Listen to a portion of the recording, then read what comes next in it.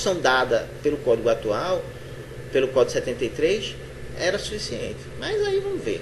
Redução de prazo para ação rescisória, de 2 para 1 ano, mas com a possibilidade das ações anulatórias terem um espaço diferente. O que você acha disso? Bom, a questão da rescisória, né, é uma questão, o prazo é uma questão dogmática, né? O prazo a gente já teve prazo até de 5 anos, né, a rescisória, mas ela foi considerada inconstitucional pelo Supremo, né? Na época em que havia uma grande demanda, né, de ações judiciais, de interesse do governo, né, federal. Então houve essa alteração e posteriormente o Supremo entendeu que era inconstitucional. Mas eu vejo que hoje em dia você tem mais informação, mais acesso à informação, a informação está mais abundante, mais acessível e mais barata do que tinha no passado. Então essa redução de prazo é uma tendência. O Código Civil, por exemplo, fez diversas reduções de prazo. Mas é engraçado isso, porque nota, se a redução de prazo é uma tendência, eu concordo contigo, aí vem o novo Código de Processo em relação aos recursos e coloca um prazo, como regra geral, de 15 dias, considera a necessidade de observância de dias úteis. Não haveria aí um dilema, uma contradição? Uma contradição. Com certeza absoluta. Porque na realidade eu penso, e aí eu já até falei, que eu acho que esse prazo único, né, de 15 dias, tirando a declaração, né, você tem na realidade uma mora maior na solução da demanda. Isso é uma coisa que, a meu ver, vai acontecer. Embora se entenda, né, já se foi dito aí, que o processo vai ser julgado de forma mais rápida, vai chegar a um resultado final mais rápido, mas a gente sabe que quando a parte está, somente a parte que está na parte ré, quer postergar o julgamento do processo, ele terá mais alternativas do que tinha no passado, acho eu. Litisconsórcio. O Código de 73 ele foi muito criticado na distinção, ou a dificuldade de distinção entre o necessário e o unitário. Esse código diz que veio para resolver esse problema. O que tu achas a respeito? Ele precisava, digamos assim, resolver esse problema, ou a prática já havia de forma tão minudente, né? Como fez, né? Bom, eu acho que, vamos dizer, ele colocou aquilo que a doutrina já colocava, né? A doutrina já, então, choveu no molhado, mas quando a legislação traz isso, né? Então ganha um ar de pacificação, né?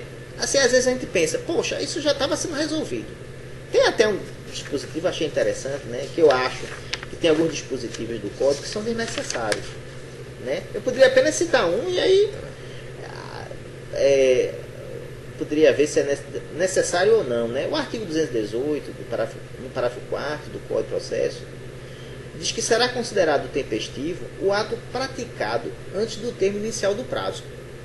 Será que será necessário dizer que se você apresentou antes do final do prazo, é tempestivo? Então, assim, tem outro dispositivo que fala, que trata da arbitragem, dizendo que a arbitragem ela é possível para solucionar demandas nos termos da lei. E não traz mais nada sobre isso. Então, fica um dispositivo sem eficácia. E aí, às vezes, essa norma que parece, nesse caso, aparentemente redundante, eu penso que ela tem vamos dizer, tem um sentido prático, né? Que é justamente você construir uma nova, uma ideia a respeito do Instituto. Porque a gente conhece a norma, né, e os efeitos dela sobre essa questão do litisconsórcio, mas a pessoa que está estudando agora, né, para ela vai ficar mais fácil. Porque já chega naquele momento que já está tudo destrinchado. Entendeu? Então eu não acho, tirando essa questão aqui, do que eu acho que é redundante, nesse caso eu não vejo como incorreto, não. O Código também fala em interpenetração das civilizações, dando a entender que ele se utilizou de outros ramos do direito e, sobretudo, da legislação de outros países e da prática jurisprudencial de outros países. Aí eu te pergunto, direito comparado eu sempre vejo como algo difícil, porque às vezes a lei é a mesma. Eu lembro do Código Tributário Nacional, por exemplo, parágrafo 116, a norma geral anti-alisivo. Na Europa inteira se aplica, mas no Brasil não se aplica e o texto é o mesmo. O próprio dispositivo constitucional sobre medida provisória é uma reprodução. O artigo 62 é uma reprodução do artigo 77 da Constituição da Itália, mas a prática é completamente diferente. Eu te pergunto, o que é que tu achas a respeito? Ele fala em interpenetração das civilizações, mas se a lei é a mesma, a prática pode ser bastante diversa em função da cultura do povo. Sim, sim. Teria alguma coisa a dizer sobre isso? Olha, existe um processo mundial chamado mundialização do direito, que é mais ou menos a mesma coisa que está dito aí, que é justamente aquela ideia de que aquela sentença que é dada nos Estados Unidos, ela pode ser usada como parâmetro de julgamento aqui no Brasil. E a sentença que é adotada aqui no Brasil pode ser adotada como parâmetro de julgamento na Itália. E por aí vai. Porque você pode obter experiência de outros países para ajudar a solução dos seus casos aqui. Agora, a questão da importação de modelos de outros países, né, para o nosso país, às vezes realmente não, vamos dizer, não tem a mesma eficácia que tem fora, certo? E outras vezes, por algum motivo, ela não consegue receber a própria sociedade, ela não aceita aquela alteração. E aí vai acabar não tendo aquela força que teria dentro do próprio Brasil. O Brasil é muito assimétrico. Então, às vezes, o que de alguma maneira é do interesse da região Nordeste não é do interesse da região Sul-Sudeste. Né? Não, mas essa questão internacional, eu penso que é possível você importar. E a gente sabe que muitos dos nossos institutos foram importados, né? E continuam sendo importados, né? Agora, a gente também não pode imaginar que eles vão ter a mesma eficácia. A mesma eficácia não vão ter, né? E agora, se serão aceitos ou não, já é outra coisa que às vezes acontece, que a própria sociedade não aceita aquilo. Então a gente vai ver até mesmo no processo. Pode acontecer, né? E aí o que é que acontece quando não aceita? Eu vou dar um exemplo aqui de uma norma que foi mantida pelo Código atual e que me parece que deveria já ter sido alterada. É aquela questão da questão das custas judiciais, que na lei 1060 de 50 prevê que aquela pessoa que receber a gratuidade da justiça, ela, depois da sentença, ela fica até 5 anos. E se depois ela aparecer com renda, ela pode pagar. Aí eu pergunto, eu nunca vi ninguém pagar por isso. Por quê? Porque não tem eficácia nenhuma. Aí vem o código e repete isso. Então, na realidade, é um dispositivo que está aqui no próprio ordenamento e não tem eficácia. Quanto mais um dispositivo que vem de fora. Então, isso aí é uma coisa que às vezes acontece. Esse dispositivo aqui ele foi repetido, mas não tem nenhuma eficácia. Bom, o código diz que pretende algumas qualidades: ser coeso, ser ágil, ser justo. Eu te pergunto, ele, em relação ao Código de Processo Civil de 73, deu um passo adiante no que diz respeito à celeridade, à justiça, à coesão dos institutos? Olha, quanto à questão do devido processo legal, da ampla defesa e do contraditório, ninguém pode reclamar. Porque o novo Código de Processo Civil, ele é abundante, até assim, chega às raias do exagero, né? Então isso aí é muito resguardado. A questão de agilidade, de um lado houve uma redução de recursos, mas de outro houve a questão da contagem do prazo por somente em dias úteis, né? Esse prazo de 15 dias para quase todos os recursos, certo? a necessidade e a própria aplicação do devido processo legal, da ampla defesa, do contraditório no código, né? Eu vejo tudo isso somado, certo? Eu acho que poderá trazer, em alguns casos, menos celeridade. Menos celeridade, me parece. Então, uma última indagação que eu faço, depois a palavra fica contigo para falar sobre, eventualmente, as omissões, sobre temas que você acredita que deveria falar e eu não tenha perguntado. Flávio tem uma experiência enorme na Justiça Federal, em assessoria e desembargador, como procurador, como juiz federal brilhante que ele é, como vocês estão vendo, bastante ponderado. Um novo Código de Processo Civil frente à Justiça Federal. O que tu achas? Pois é, eu penso o seguinte, que a gente vai precisar se adaptar em vários pontos. O código ele altera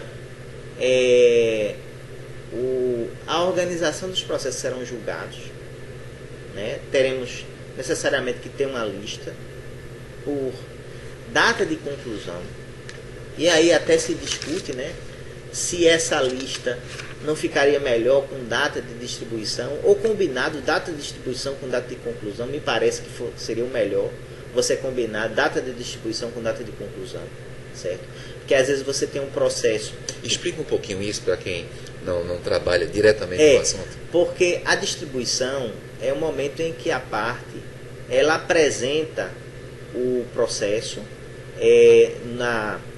no local aqui, na Justiça Federal, em que o processo ele é registrado, é anotado, ele recebe uma numeração, ele recebe um carimbo, tá certo? Quando o processo físico, ou quando o processo ele é eletrônico, né? Ele recebe um número e o momento em que ele foi ajuizado. Então, nesse momento, você entrega a sua pretensão, o que você quer que o judiciário faça para o Poder Judiciário. Esse é o momento em que o processo ele é ajuizado e é distribuído quando ele é entregue para um magistrado.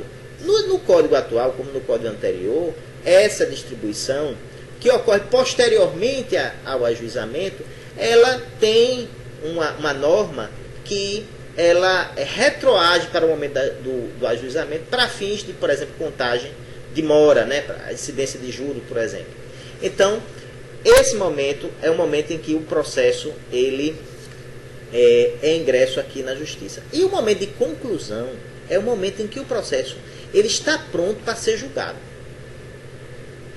Então, o processo passou, houve contestação, houve resposta, houve a ouvida de testemunha, se for o caso, as partes falaram, o juiz deu um despacho saneador, trouxeram documentos. Quando a Secretaria do Juízo coloca o processo concluso para julgamento, o processo fica à disposição do julgador para que ele possa julgar. Então, o Código adotou a data da conclusão como o elemento que vai classificar os processos pela ordem de preferência de julgamento e não a data da distribuição. Sendo que algumas vezes um processo que é distribuído numa data tem um curso processual mais lento, por uma série de razões. Às vezes até a própria parte ré fica querendo que o processo demore e fica criando situações e tudo. E lá na frente o que é que você tem? Você tem processos às vezes muito mais jovens, muito mais novos, que foram conclusos hoje, por exemplo. E o processo bem mais antigo, que por algum motivo vai ser concluído amanhã. Então, o Código adota como marco único a data da conclusão. Embora ele tenha colocado que nessa primeira listagem será feito, o artigo 1046 da regra de transição, diz que a primeira lista de processos para julgamento em ordem cronológica observará a antiguidade da distribuição entre os já conclusos na data da entrada em vigor deste código. É o único momento que ele utiliza os dois. Certo? Então, eu vejo assim que a gente vai ter isso, que fazer esse ordenamento, vamos ter que ter uma alteração do sistema, certo? Talvez em comarcas que não tem um sistema tão evoluído, vai ter que tirar um servidor de outras funções para fazer isso. Então ele vai ter mais trabalho. Agora a parte realmente ela vai ter mais previsibilidade no julgamento. Vai verificando a ordem ali e vai verificar que o processo está se aproximando do momento do julgamento. Então isso, para a parte em geral, foi um avanço, né? E teremos também não apenas essa lista cronológica por data de conclusão, como também para a secretaria. O escrivão terá que ter uma lista das decisões a serem cumpridas. Seria razoável o sistema trancar o processo, ou seja, a secretaria ou o juiz não poder movimentar o processo se não estiver exatamente nessa ordem de conclusão? Você acha que seria possível? Olha, ou o juiz, com os poderes que possui, na verdade não poderia ser limitado a tanto? Olha, o código ele prevê várias alternativas para que você retire dessa lista geral. Por exemplo, processos cujo julgamento seja repetitivo, certo? É óbvio que você pode, na alimentação do processo, você colocar lá que o processo é repetitivo ou não. Mas às vezes, durante a instrução do processo, é que aquela demanda fica repetitiva, não é? Então, assim, eu penso que esse trancamento pode até acontecer, mas apenas um toque de botão para poder destravar isso e haver a justificativa. Qual é a justificativa para fazer a retirada? E aí iria solucionar a questão, a meu ver, facilmente. Acho que o sistema deveria fazer isso. E em relação aos servidores, vamos ter também essa lista, né, em que esses atos a serem praticados, eles têm que obedecer, certo, a ordem de chegada também. Então, é um controle grande, né, em relação às atividades judicantes. E eu vejo assim, em primeira vista, que trará assim, mais previsibilidade para o jurisdicionado. Quando ele acha que o processo será julgado, tem mais ou menos uma ideia. O que atualmente não há. Eu penso assim que em relação à Justiça Federal, né, eu fiz a menção de que há um dispositivo, deixa eu ver se eu acho aqui, certo? Sim, uma questão interessante é que o artigo 45 do Código, ele prevê o seguinte: tramitando o processo perante outro juízo, os autos serão remetidos ao juízo federal competente, se nele intervier a União. Muito bem. Sendo que, o que é que ocorre? No parágrafo primeiro ele coloca: os autos não serão remetidos se houver pedido cuja apreciação seja de competência do juízo perante o qual foi proposta a ação. Ou seja, pelo que eu pude extrair disso aqui, nós poderemos ter no mesmo processo um julgamento da Justiça Estadual e um julgamento da Justiça Federal. O problema é a questão dos recursos, né? Então, nesse caso aí, eu acho que talvez essa não tenha sido a melhor solução. Certo? É uma situação que o dispositivo não foi claro sobre isso. Então, eu penso que pode surgir conflitos aí em relação a isso, mais do que já ocorre. Tá. Né? Eu penso que o processo ele vai ficar mais caro. Que é exatamente o contrário do que o código diz, que é um processo mais simples, mais rápido, para ficar mais barato. Mais barato não. Por quê? Primeiro, é possível, primeiro, há a previsão do artigo 84, que prevê que as despesas abrangem as custas dos atos do processo, a indenização de viagem, a remuneração do assistente técnico e a diária de testemunha, certo? Além disso, há a previsão, que eu acho até correta, de pagamento dos honorários advocatícios, né? Além do processo de conhecimento, tendo como limite os 20%, né? Mas aí, o que é que acontece? Em geral, os processos são objeto de condenação com 10% do valor da causa. Geralmente é isso. Quando é acima ou abaixo, geralmente o juiz ele fundamenta as razões pelas quais é acima ou abaixo. E com essa outra medida, vai ser muito comum ser 20%. Eu acho que vai ficar mais caro para quem perde. Para quem perde, vai ficar mais caro o processo. Então a perspectiva constante na exposição de motivos do código, que ele vai ficar mais barato, porque ele é mais rápido, talvez não seja na prática. Não, mas aí talvez a ideia seja em relação para o Poder Judiciário, né? Mas para a parte que perde, o processo vai ficar mais caro. Eu acho que para mim está bem claro isso, que ele fica mais caro. Para quem perdeu, vai ter que pagar mais. Uma outra questão aqui, a respeito daquele dispositivo que fala dos 5 anos, né, sobre a questão das custas, é o artigo 98, parágrafo 3º, que fala das custas.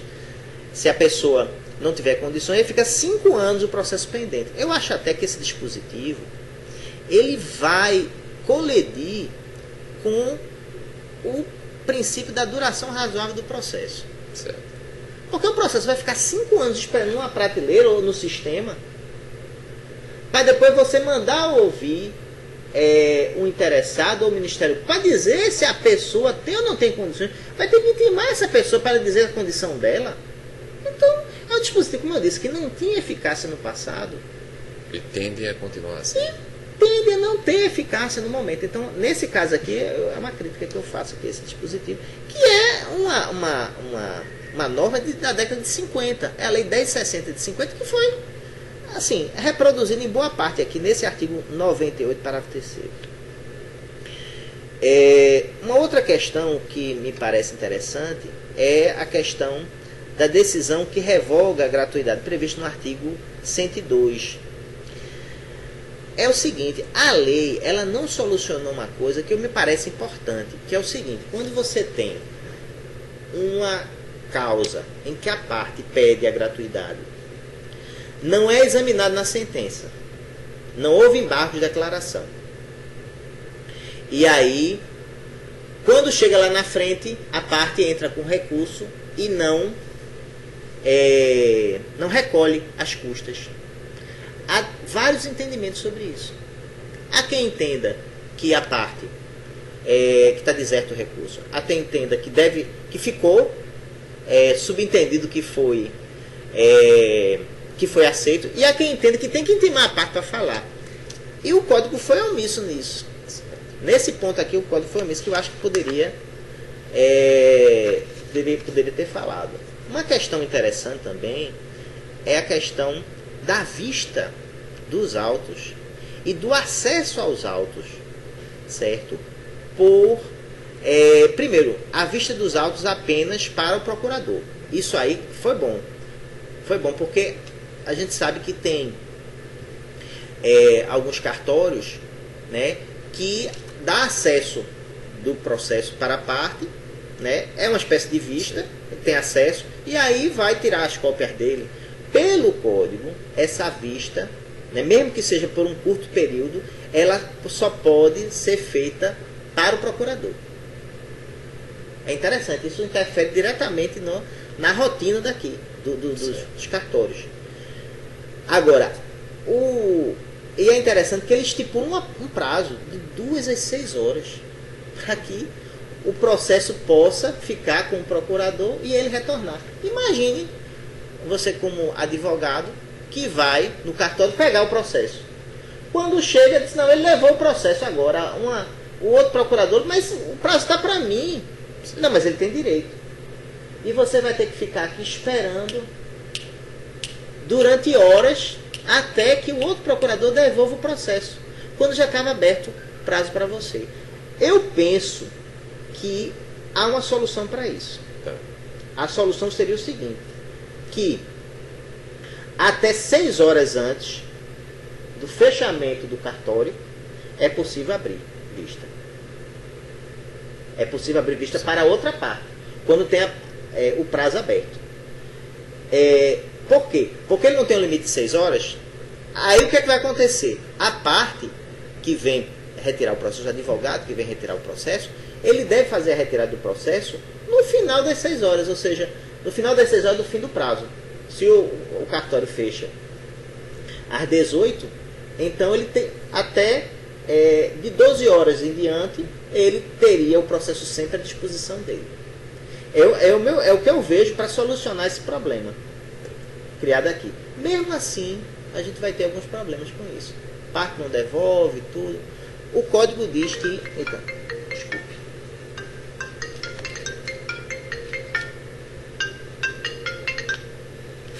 O código dispõe que nesses casos você vai ter o prazo, né, devolvido, né, em caso da pessoa não cumprir isso dentro da devolução do processo no tempo certo. Eu também tenho outra questão aqui que eu acho muito interessante. Artigo 144 do Código. Há impedimento do juiz, sendo-lhe vedado exercer suas funções no processo, quando for sócio ou membro de direção ou de administração de pessoa jurídica parte no processo. Eu pergunto, um juiz, ele pode ser membro de direção de pessoa jurídica? Pode. Não pode. Não pode.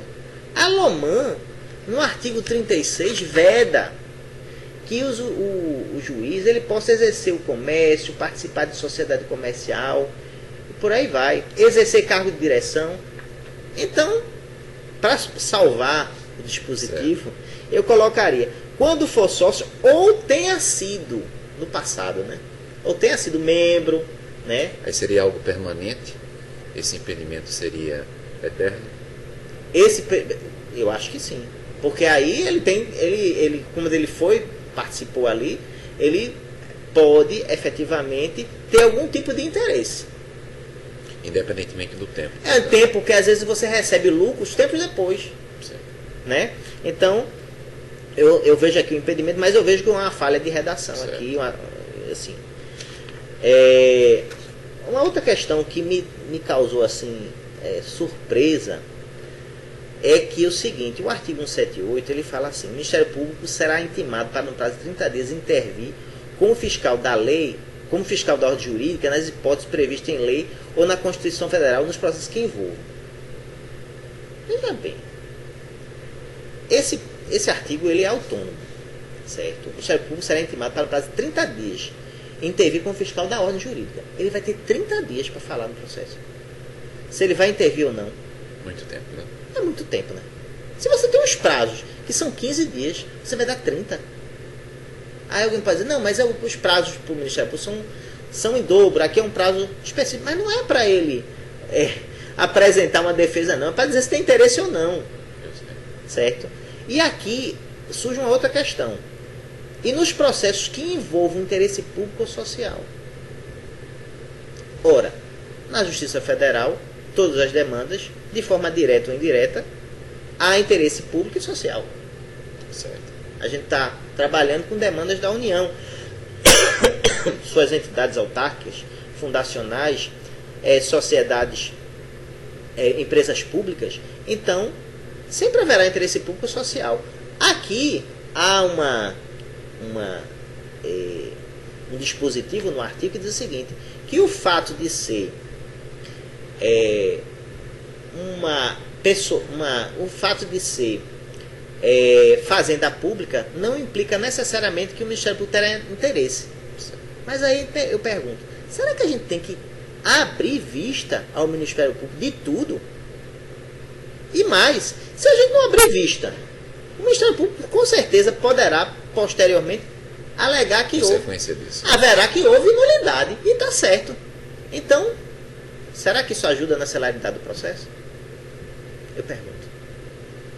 É difícil dizer, né? Só a prática dirá.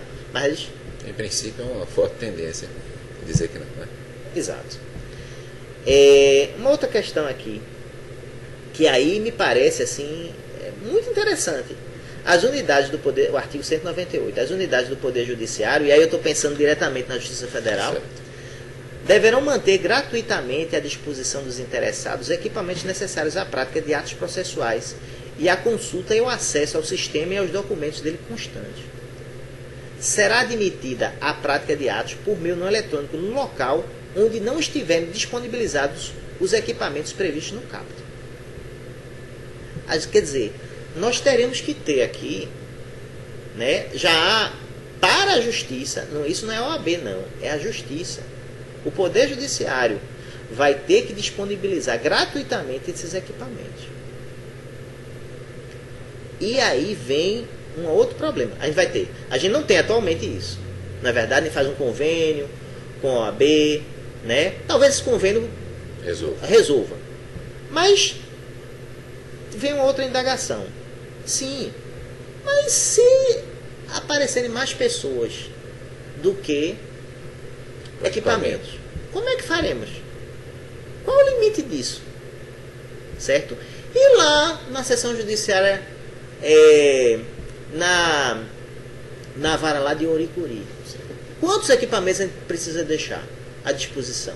Então isso é uma coisa que eu acho que os tribunais terão que regulamentar isso. Terão que baixar um ato regulamentando isso.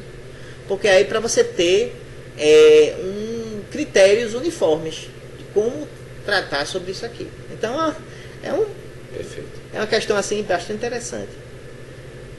O artigo 199 ele coloca o seguinte: as unidades do Poder Judiciário assegurarão às pessoas com deficiência, e aí essa expressão pessoas com deficiência, ela vai contra uma terminologia inadequada. Certo.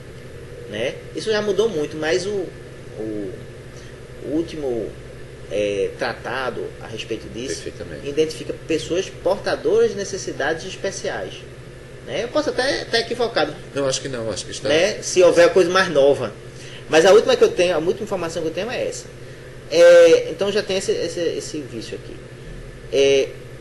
Com acessibilidade aos seus sítios na rede mundial de computadores, ao meio eletrônico de prática de atos judiciais, a comunicação eletrônica dos atos processuais e a assinatura eletrônica.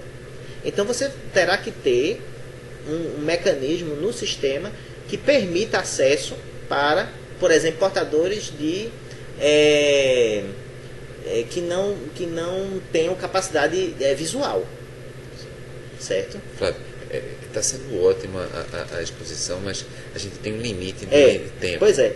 Assim, só para finalizar aqui, eu colocaria aqui só mais uma coisa, e para fechar também, que no artigo 204 o Código coloca: acordo é o julgamento colegiado proferido pelos tribunais. E as turmas recursais tão importantes. Ficamos de fora.